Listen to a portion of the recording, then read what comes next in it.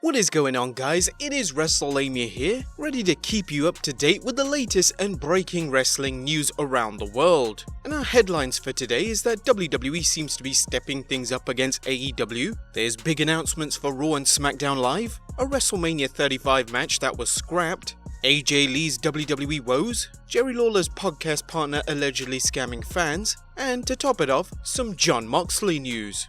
Be sure to hit that subscribe button and turn notifications on so you get the latest and breaking news from us.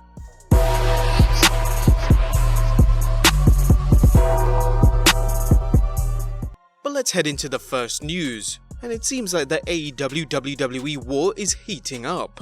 Now, there are some fans who don't believe that the WWE sees AEW as competition, but it seems backstage that Vince McMahon is ready to rumble against All Elite Wrestling, with the WWE Kingpin locking in as many current stars as possible and running shows opposite AEW as well. During an episode of Wrestling Observer Radio, Dave Meltzer noted, "Yeah, the war is very real, and obviously everyone knows that I mean the Evolve thing if that didn't tell everyone, and again, there are other things and it's gonna happen constantly. We'll be talking about that forever because that's how Vince is. It's like you get in a war with Vince and you gotta be willing to fight back too." Anyone familiar with Vince McMahon's promotional tactics knows he loves to run against competitor shows, hoping to sandbag them and diminish their success.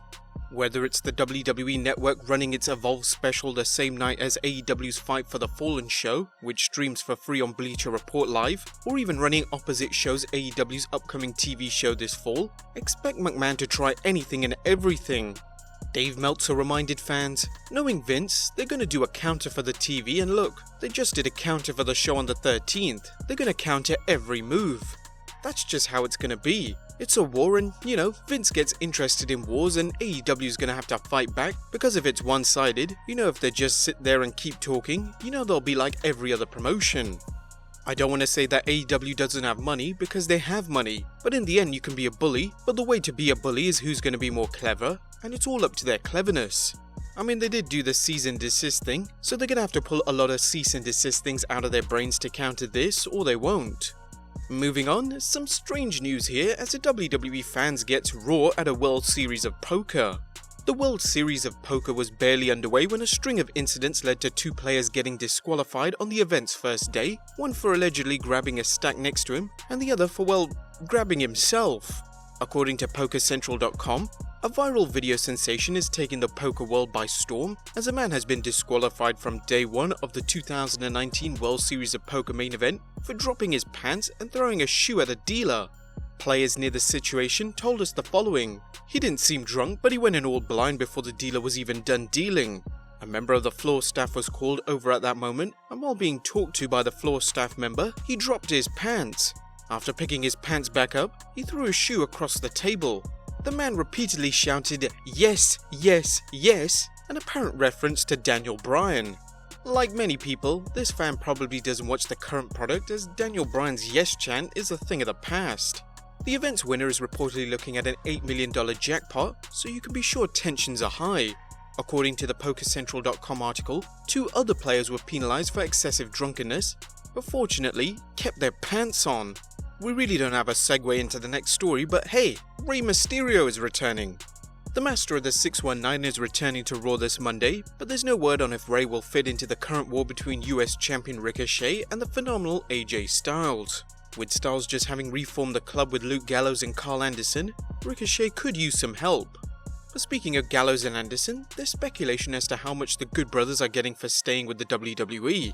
Speaking on the Wrestling Observer Radio, Dave Meltzer speculated, "Look, everyone knows it was $500,000 that they turned down, so you could do the math from there.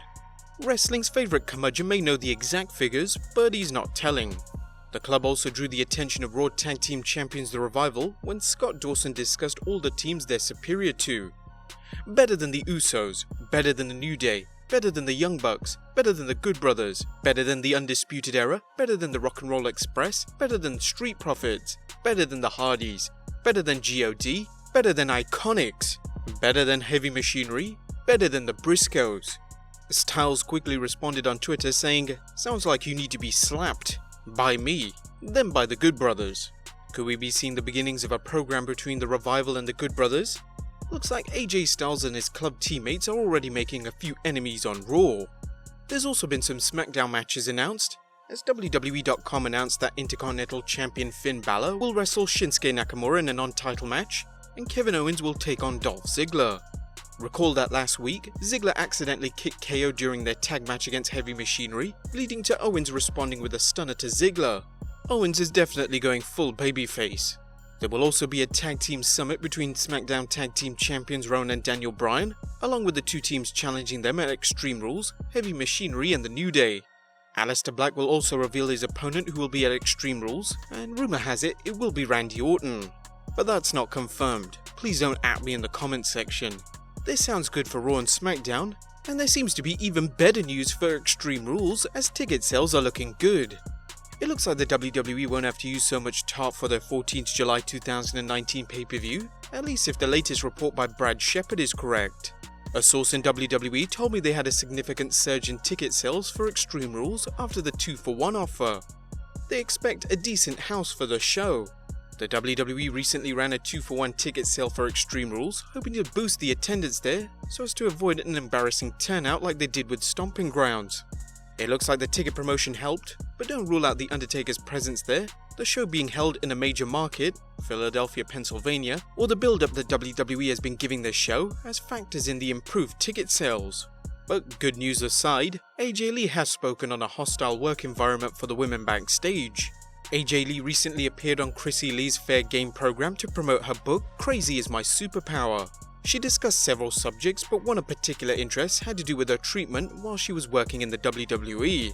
Being the person that was kind of riding the fine line of getting in trouble a lot, I was willing to do that, and that's what helped me. I was rare at the time. You didn't see a girl who was like not wearing her makeup or not doing her hair or was wearing clothes that you could find at Target on TV. I got in trouble for that at first. I was told that no one would want to have sex with me. Yes, that's the title of a chapter in my book. No one wants to have sex with you. I cried for so long, and then my hair was immediately dyed lighter. Yeah, it was very demoralizing, but I kinda look at it like, okay, I tried to conform for a minute, but no, this isn't me. She would discuss the way WWE officials paid close attention to female wrestlers' appearances. In my time in the business, there was so much pressure on the girls to conform to a mold and a formula that worked. Not only was it pressure, you would sort of be punished if you didn't. There was a time when they would check to make sure our manicures were perfect. If our hair wasn't long enough, they'd tell us we had to get extensions and your weight would be commented on. That made for a lot of pressure where girls didn't feel like they just could show who their genuine self was. That's understandable, but I've always been willing to fail if the only option is to either doing it my way and what's true and genuine to me, or failure. I will choose just to do it my way. I never want to compromise. The WWE has focused on personal appearances ever since Vince McMahon began promoting larger-than-life performers, but did the alleged behavior by the WWE towards AJ cross the line between work requirements and workplace harassment? It's a question the WWE certainly needs to avoid as it continues its image of promoting the women's revolution, well, at least outside Saudi Arabia. Moving on, WrestleMania could have been a little bit different according to Dave Bautista. The showcase of the Immortals always looks to go big, but in the case of WrestleMania 35, McMahon decided that bigger isn't always better. WWE legend Dave Bautista appeared on Talk Is Jericho to discuss the match he and Triple H originally envisioned for their grudge match. Originally, we wanted to have a Hell in a Cell, but Vince, because of the pay-per-view, he didn't want to have a Hell in a Cell, and we really wanted Hell in a Cell. They're just great matches, they're violent. We needed bells and whistles. We're two older guys, we hadn't wrestled in a long time, and we needed the drama. We've already got the history, so we just needed the violence. While the two Evolution partners didn't get the Hell in a Cell match, their no-holds-barred match was an action-packed spot fest that reminded fans of earlier wars between the Animal and the Cerebral Assassin during the Ruthless Aggression era. Batista's WrestleMania send-off was a night to remember, and while a Hell in a Cell match may have been even better, neither man disappointed the fans. But we'll move into disappointment as Jerry Lawler's former podcast partner was accused of scamming fans. Memphis wrestling legend and WWE Hall of Famer Jerry the King Lawler recently discovered his former podcast partner Glenn Moore has been accused by wrestling fans of scamming them. According to a story by Memphis news station WMC5, wrestling fan Jason Lurie, sorry if we pronounced that wrong, claims Lawler's podcast duped fans by announcing they could buy original art from Lawler, who's a well-known artist and actually broke into wrestling thanks to his artwork. However, when the fans sent the money, they received no response, finally contacting Lawler himself. The King spoke with Action News 5 saying, "I'm totally shocked by this behavior. I mean, we did like 90 podcasts together over a period of years. This is a guy I thought was a friend and I trusted him. I'm certainly sorry that this has happened. We're going to work to try and make this thing right one way or another. Hopefully we'll be able to get the people's money back. If not, we'll get them the artwork they tried to buy." And our last story of the day is Jon Moxley speaking the difference between night and day. Now, Jon Moxley is free from the WWE, and while he's thankful for his time in the company, his interviews make it clear that he's never been happier. Moxley recently worked at New Japan's Super Juniors tournament and discussed the difference between working in the WWE and New Japan. In the WWE, it's almost like Vince is in the ring with you. The producer is in the ring with you. It's like you have two little bubbles on your shoulder, like three heads in the ring. All of a sudden when I got in the ring, 5 minutes into the match I was like, there's no chatter. There was no producer ref Vince chatter. It was like silence, and I didn't expect that. I was like, whoa, I'm alone again. It's just me in the ring.